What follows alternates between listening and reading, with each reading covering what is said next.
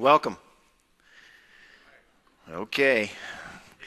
Hey, we are one church in two locations. I also want to take a moment and just welcome those who are in Peru worshiping with us. We're thankful for them. How many of you have been watching the Olympics? Anybody? Peru? Yeah? Okay. Good.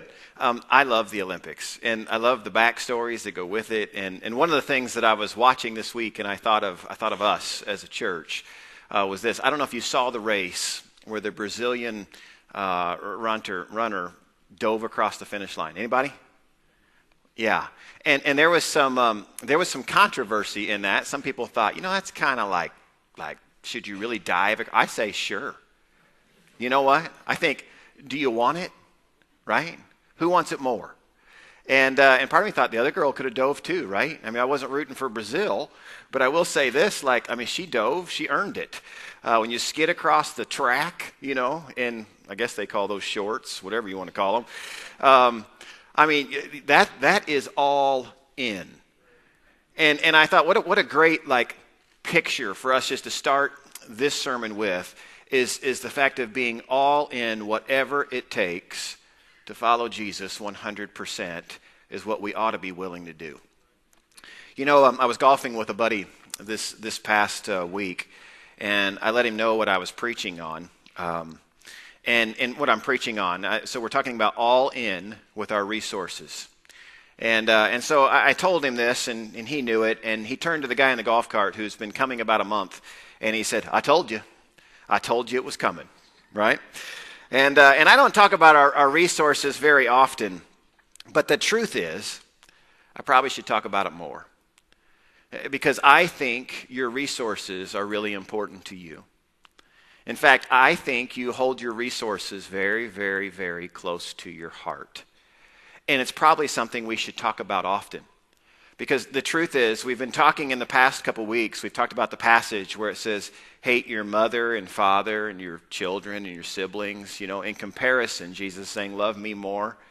But I also think, as much as maybe relationships can get in the way of our relationship with Christ, causing us not to go all in, there's times when our resources do the same thing.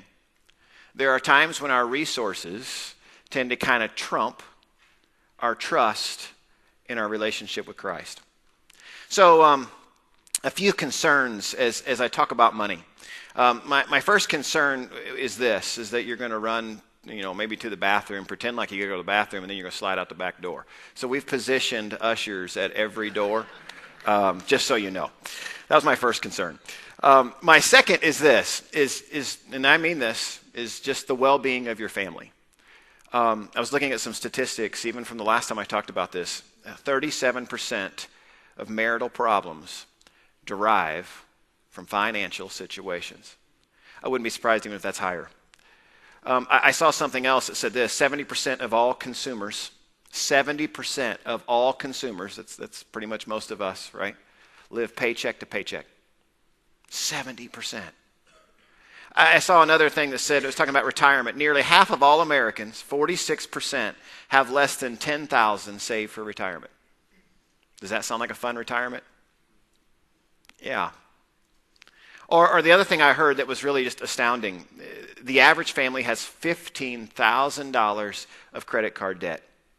And the average student loan debt is $32,000. Large amounts of debt are what in our world we'd call normal. But you know this as well as I do. Debt is stressful. Debt is slavery, right? It's exactly what debt is. See, and then my third concern. So I was concerned that you might split. I was concerned just because I think we need to talk about our resources, because sometimes it absolutely stresses us out and causes all kinds of issues in our lives. And the third one is for the well-being of the mission of the church. When I say the mission of the church, I'm talking about the mission of Crossbridge, but I think you could even expand that to this larger picture of the mission of the church with a capital C. Even an update on our church, you've probably been watching in the bulletin, we've been trying to inform you just where we're at. And we put a thing in there not too long ago that says by the numbers. And what it will show you is how many people were here last week and how much money was brought in and whether we're on pace or not in regards to our budget. I saw some numbers this last week. We are currently $32,000 under last year's giving. And we've also spent $2,400 more than last year at this point. Now that may sound like maybe a little odd, but see, the truth is we budgeted, as we have seen year after year, more and more people come to Crossbridge. In previous years, we budgeted for a financial gain knowing there's more people coming. So we did the same thing, which means we budgeted for more expenses to go to. But what we've done is we've tried to scale that back as much as we can and live within our means. Here's what I would say. See, for me, and I live it and eat it and sleep it, but I love the mission of our church. And when I say the mission of the church, I'm not talking about a statement you put on the wall. I'm talking about faces that go with it. People that we've led into a growing relationship with Jesus and their lives are changed. As a staff, we talk about them a lot. We tell stories about people who, their marriages are different. Their lives are different. Like God has done this miraculous change in them. It happens over and over and over. That is what we are investing in. And then the final thing that I would say was one of my concerns would be this, is the well-being of our spiritual condition. Because I believe what we're talking about, I believe the idea of being generous with our time, our talents, and our treasures is not just this physical kind of decision. I believe it's a spiritual decision. And I believe it's one of the most important ones you can make. So let's look at the passage again that we've been looking at the last several weeks. I'm going to read a little more to you. It's Luke chapter 14. Luke chapter 14, starting at verse 25, going to 33, it says this. A large crowd was following Jesus. He turned around and he said to them, if you want to be my disciple, you must hate everyone else by comparison. Your father and mother, wife and children, brothers and sisters, yes, even your own life. Otherwise, you cannot be my disciple. And if you do not carry your own cross and follow me, you cannot be my disciple. But don't begin until you count the cost. For who would begin construction of a building without first calculating the cost to see if there's enough money to finish it? Otherwise, you might complete only the foundation before running out of money, and then everyone would laugh at you. They would say, there's the person who started that building and couldn't afford to finish it. Or what king would go to war against another king without first sitting down with his counselors to discuss whether his army of 10,000 could defeat the 20,000 soldiers marching against him? And if he can't, he'll send a delegation to discuss terms of peace while the enemy is still far away. So you cannot become my disciple without giving up everything you own. Father, I thank you. I thank you for your just straight up words to us at times. That oftentimes you haven't left us to guess what you want, but you've said it. And even though they're difficult words, I pray that you would help us to process those and ask, what does that mean for us? How do I apply this to my life? And Lord, what are you saying to each of us? Help me to communicate your truth. And I pray that we would have ears to hear from you.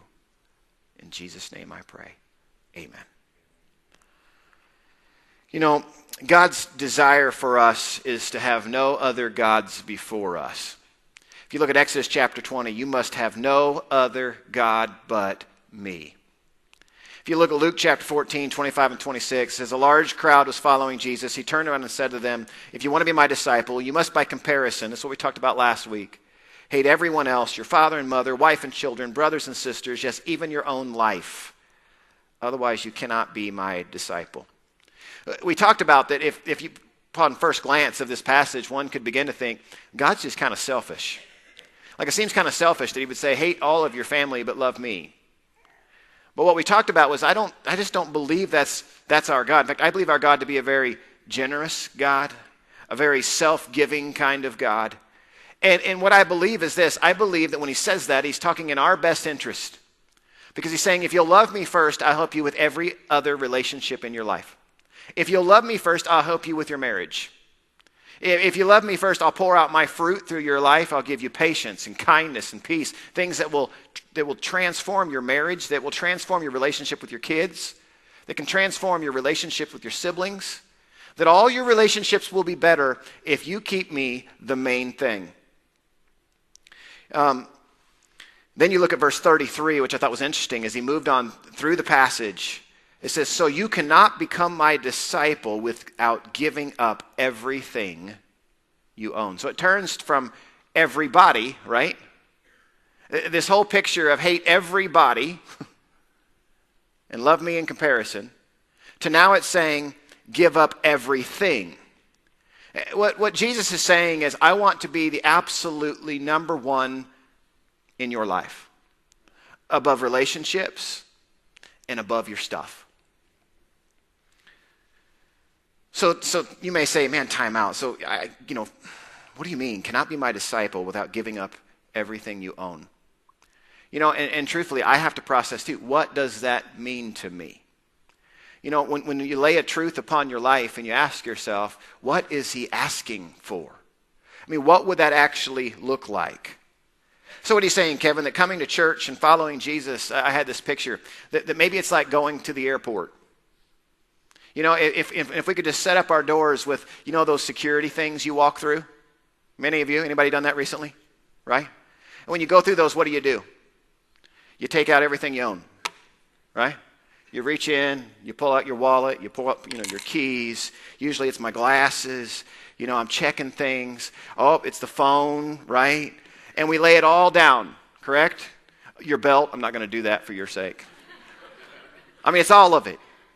And you lay it all in a basket, and it goes, rolling through there, and you're hoping it all comes out on the other side. The difference between what most folks think, the difference between the church and the airport is the airport gives it back. Right? The church wants to keep it. Now, I'm going to tell you, we're not looking to collect all, I can't even see you, right?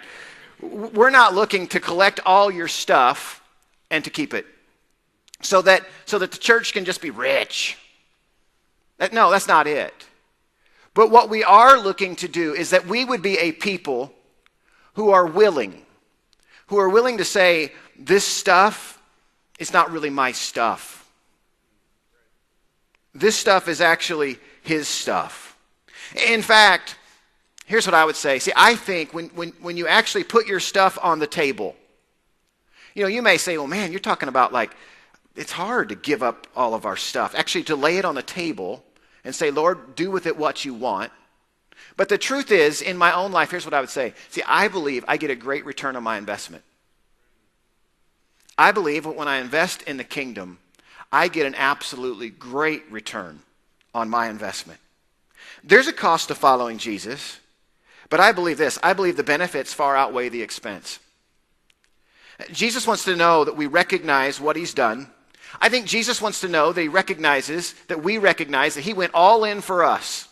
That when God sent his son, it was not a half-in kind of thing. It was an all-in kind of thing. But I also think he wants to know this. I think he wants to know that he's not competing with anything in our lives. And I think he wants us to know that what we have is not really ours, but that it's his. That everything we have, he has given to us on loan. Everything. In fact, here's the deal. You may think you're going to keep it. There's going to come a day, and this is really kind of sad to talk about, but there's going to come a day we're all going to leave this place. And when we do, we don't take our stuff with us. Right? Your kids all get to fight over it. That's how it works. Everything we have comes from him. You look at Genesis 1:1, it says, in the beginning God created the heavens and the earth. You look at Psalm 24, the earth is the Lord's and everything in it, the world and all who live in it. For he founded it on the seas and he established it on the waters. God owns everything. I think sometimes we get confused about that. I was at there's a little bakery in town, the Ottawa Bakery. I go there way too much. And man, it is so good. The stuff is good.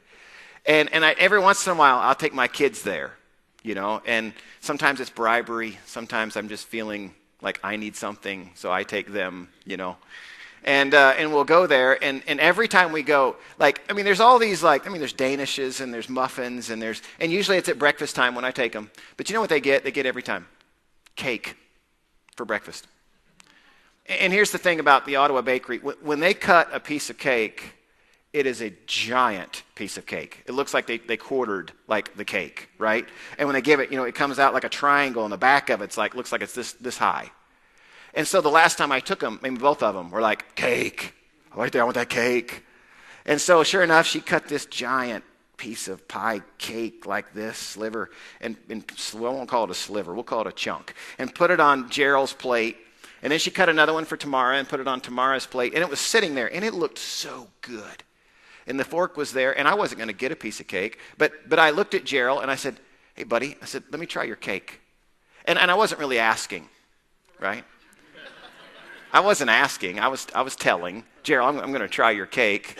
And I took the fork, and I really didn't take a very big piece, but I got into that cake, and I took a bite, and I was like, oh, is that good? The whole time he's doing this. And then he's looking down at his cake, like, I've got a hole in my cake now. Thanks, Dad. And I watched this thing happening. I didn't say anything, but I wanted to say, hey, buddy, you need to be thankful. I bought you this giant piece of cake. And if I want to take a bite of your cake, I'm going to take a bite of your cake. Don't, just be grateful that you get 95% of the cake, right? Because I really wanted to take a bigger bite than that, especially after I had the first one. So I went over to Tamara and I said, now I get a bite of yours. I'm just joking.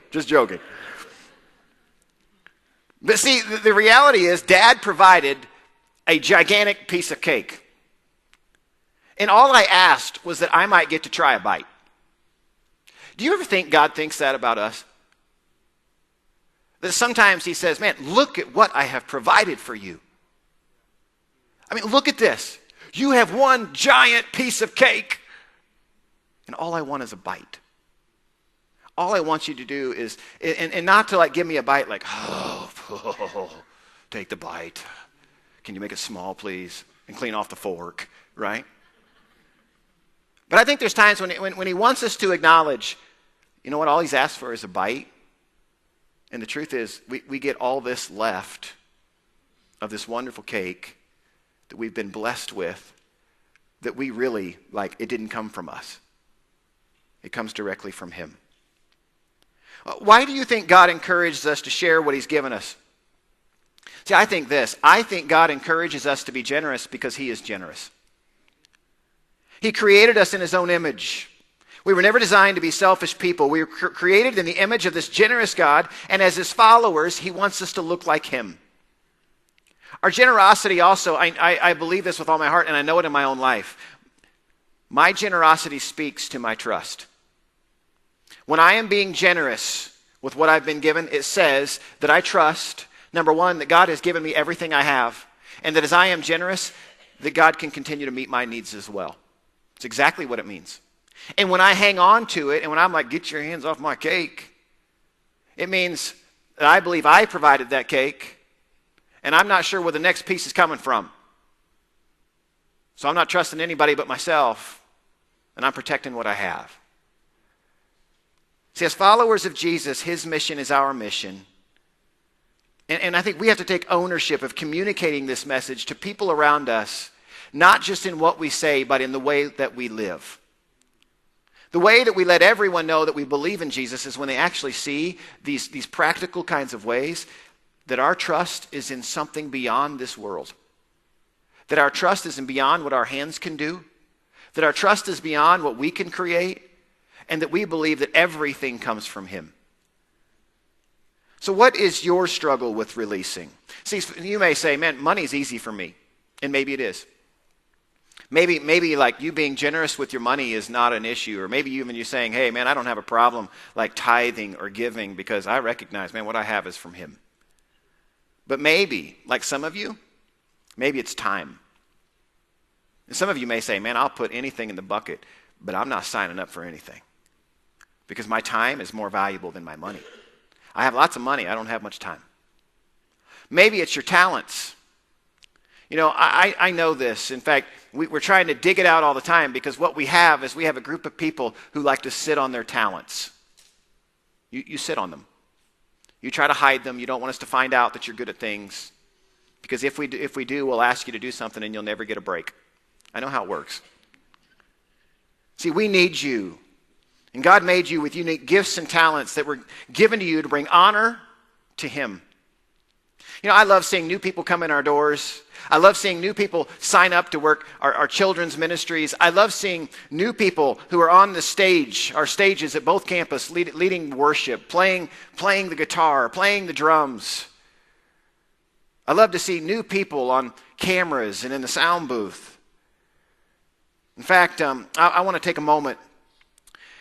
So I recognize I'm not really supposed to have favorites, right? Everybody's thinking, okay, he's going to talk about me. I'm not supposed to have favorites, but I'll tell you, like there are just some people at Crossbridge that make Crossbridge what it is. There are some people who just embody like Crossbridge, the culture, the mission of this place. And one of my favorite Crossbridgers is Jimmy Angel. And many of you know Jimmy. And come on up. I'm going to ask Jimmy to come on up. I thought when we were talking about gifts and talents and using them for the Lord, that Jimmy is a great example of that. And many of you see Jimmy up here. I mean, he's going after it, right? At our Ottawa campus, he goes after it. And I'll tell you, like, Jimmy's in his own world when he's doing it. And that's what I love. And when he plays, it is his worship. And so anyway, I can't give you a better, he paid me $20 to give him a great introduction. And about as good as I could do. That was good. But here's what I'd say. So tell me how you came to Crossbridge and where you serve. Well, I've been here at Crossbridge for about 6 years, and I serve on the worship team, and I'm also a board member here at Crossbridge. And how'd you become a board member, Jimmy? This is a good story. Well, I got this paper in the mail saying that I'd been nominated to be on the board, and I was like, I really don't want to be on the board. So I tore this card up and I threw it in the garbage. And a few weeks later, everybody started coming up to me saying, hey, I voted for you. I'm like, you can't vote for me. I'm not on there. Well, little did I know, that card said that if you didn't want to be on the ballot, you sign the card and send it in. So God had another plan for me, and I've really loved being on the board. It's just, it's a blessing to be able to do it and to be a voice for you guys that have voted for me. I paid him $20 to say that. So, no. And so tell me what the difference between playing like where you used to play and playing here. You came 6.5 years ago, right? Yeah, well, you know, years ago when I used to play out in clubs, I played for me. And since I've been here, I play for the Lord. And, you know, that reminds me of a story when I first came here. I'd been coming to practice for, 5 or 6 weeks, and Tim wasn't letting me play. And I remember taking my guitar home, and I threw it on the couch, and I said, I'm not going to practice. And I was laid off at that time, and I got up the next morning, and I felt God saying to me, you better get to work, or you're never going to get to play for me. Well, I went on YouTube, and I learned how to play Revelation song. And I tell you, I played that song for like an hour straight, and then I cried for the next hour. I got on my knees, and I thanked God, and I promised him that I would never, ever play my guitar for anybody other than for him. Awesome. And then tell me, so when you have been a part of this worship team, what have you gotten out of it? Oh, man. I love being, what makes me so happy here is to be able to go through the congregation, on Sundays and Saturdays, and to try to shake as many hands as I can to tell people that I love them, to make them feel comfortable like I felt when I came here. I think that's so important to feel comfortable when you come here. So I just try to do my best to love everybody and, thank them for being here with us.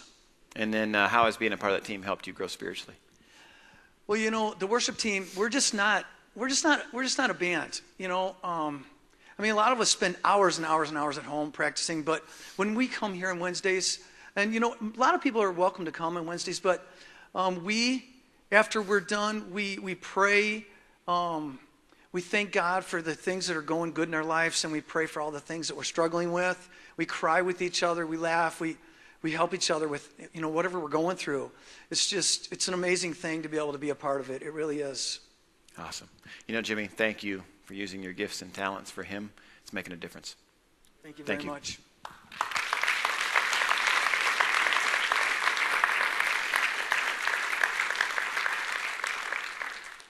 I think Jimmy's a great example of someone who's found their sweet spot.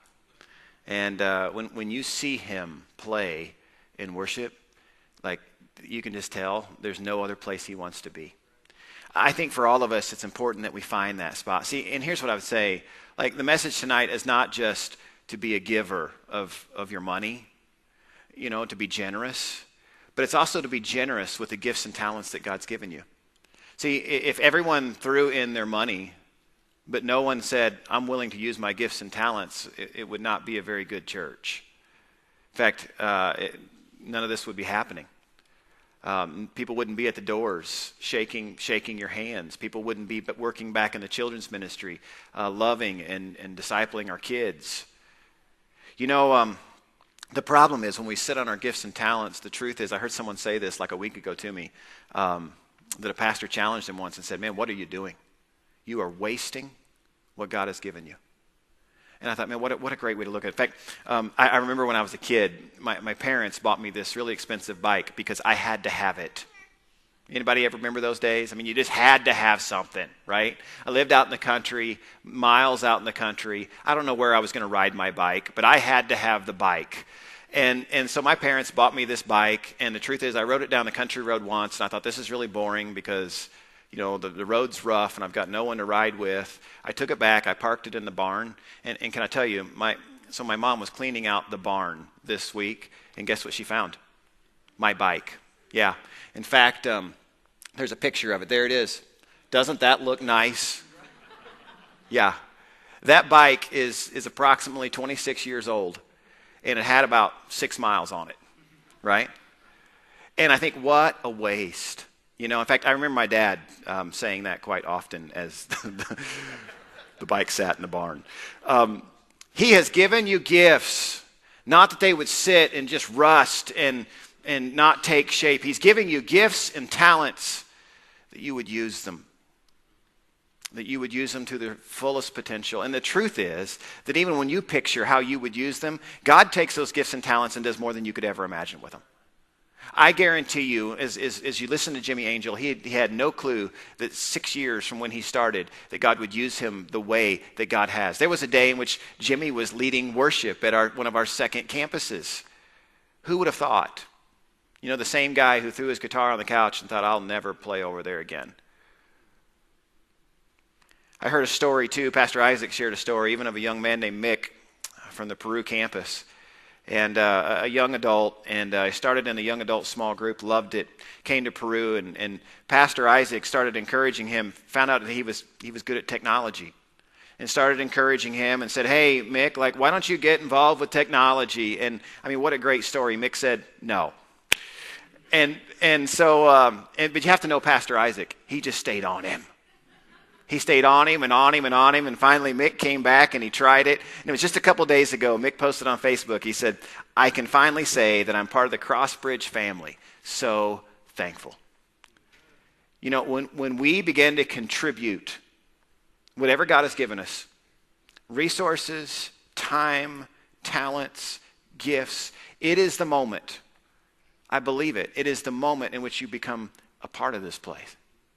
It's when the Crossbridge is just not about what you can receive. It's not just about you being this recipient of the mission. It's about you contributing to the mission. That you are saying, my life is going to be about leading people into a growing relationship with Jesus Christ. The truth is, you've been entrusted with so much. This mission isn't my mission. This mission isn't the staff's mission. This mission is all of our mission across the Illinois Valley. Our mission is to lead people into relationship with Jesus. And it's not the staff who are getting together and saying, okay, how many we got? It's the fact that when people come to know Christ, it's always because one of you have invited them to this place. One of you have been influential in someone's life and pointing them in the right direction and building relationships and seeing Christ make all the difference in the heart of someone. See, when God invites us all in, he means it. He says to calculate the cost, and this isn't a little decision, it's a big one. And in fact, again, Matthew 6:21, it says this. It says, for where your treasure is, there your heart will be also. Part of why I believe Jesus says this, because he knows it. He talks about our most significant relationships, and then he talks about our things. And then you see, for where your treasure is, The things that you value most are where your heart will be also. He also said something in Matthew 6, no one can serve two masters. Either you'll hate the one and love the other, or you'll be devoted to the one and despise the other. You cannot serve both God and money. See, when you trust God with all your money, with all your time, with all your talents and your gifts, you'll have the opportunity to see him at work. I heard a great story this week. And, it's just this reminder that oftentimes it's not even the amount. I don't believe it's the amount. I think it's about being obedient. See, when we are obedient, when God asks us for things, and we will give them to him for his kingdom's sake, God does things that we can't even orchestrate. I heard this cool story of one of our people who, they were actually at this restaurant, and they had a wad of cash in their pocket. And they felt like God said to them, they knew it in their heart, you need to give the $200 in your pocket to the waitress. You ever given a $200 tip? That's quite a tip, right? And they argued a little bit and said, oh, God, it's one of those deals where you're going, is that bad chicken? Or is that really you, God? Because I want to make sure. And so he pulled out the $200, he put it in there, and he told the waitress, he said, listen, this is not from me. I don't want praise. I don't want you to go back to the back and tell everybody I gave it to you. But I believe this is from him. And I believe he's asked me to give it to you. And she didn't know how much. She just took the thing away and had the money in there. She went back in the back. She came back out in tears. And she looked at our individual and she said, you're not going to believe this. She said, I got up this morning and she's a single mom. And she said, I knew I had all these needs that I had to meet when it came to my kids. And I was talking to my family this morning, and I said, I have to make a whole lot of money today to make ends meet. And they asked me, they said, how much do you have to make? And she said, I need to make $200. And who would have thought? I mean, even on a good day, trust me, most waitresses on an evening are not making a $200 tip. But see, here's the thing, and I can guarantee you in that moment, in that moment, it's not about the $200. It's about the hope that God has recognized her in her situation, and he's used someone to reveal himself. He's used someone in the mission of leading people into a relationship with Jesus. That is what we're about. The only way I can say this, and you may say I'm too blunt, but I just believe it is the truth. Like at Crossbridge, we have seen incredible things happen across the years. And what has happened at our church with the growth that we have seen, it's unbelievable. And there's many churches who would say, man, what are you doing? The truth is, the Lord is doing something here. He is. But I believe this. I believe our mission is right. I believe we're passionate, behind it. I believe our people are going to lead people. Can I tell you something, though? I know this.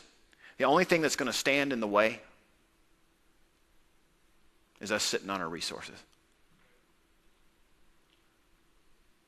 See, because here's the thing, not even about the resources. It's about having a group of people who believe so much in the mission that they are all in.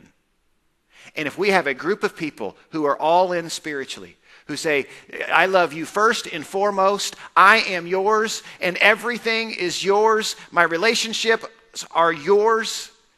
If we will have a group of people who are leading this place, all in, there's no limit on what God could do across the Illinois Valley. Let me pray with us. Father, I thank you. I thank you that at times you call us to something higher. Lord, you're always asking us to grow. You're always asking us to evaluate, to examine our hearts, to examine our relationships, to examine how we see the world we live in, how we see our relationships, how we see our stuff. God, I pray that you would speak to us. I pray that resources would not be the cap here. But Lord, you continue to raise up the financial resources needed, that you would raise up the gifts and talents needed, that you would raise up people who are saying, man, I'm willing to serve, and whatever that looks like. But God, you would use our people collectively to lead people into a relationship with you. I ask this in Jesus' name. Amen.